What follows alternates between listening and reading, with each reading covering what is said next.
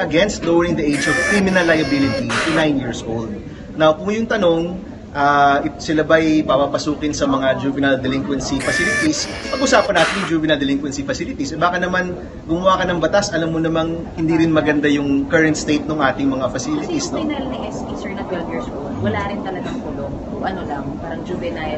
Sa totoo lang, if we were to look at the facilities again, pwede mo naman kasing gawan ng transition period yan, na in the next few years, we ensure the quality of our juvenile delinquency facilities. But definitely, I think yung isang commonality o yung pagkakaparehas ng mga tutol po dito, yung lumabas po sa Kongreso na pagbaba ng criminal liability to 9 years old. Yun ho, palagay ko malinaw yung aming pagtutol po dyan. Now, kung may mga conditions po na pinag-uusapan, I'm sure like any bill, like any law, mapag-uusapan po yan sa Kamara at mahalagang mapag-uusapan po yan.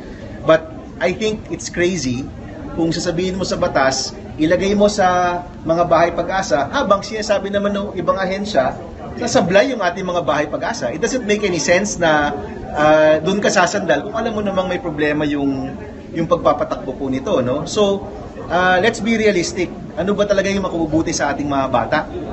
Yung pagbababa ng criminal liability, makakatulong ba yan sa mga bata natin o makakasama? Sa amin ho, yung pagbababa ng criminal liability, hindi ho yan yung solusyon.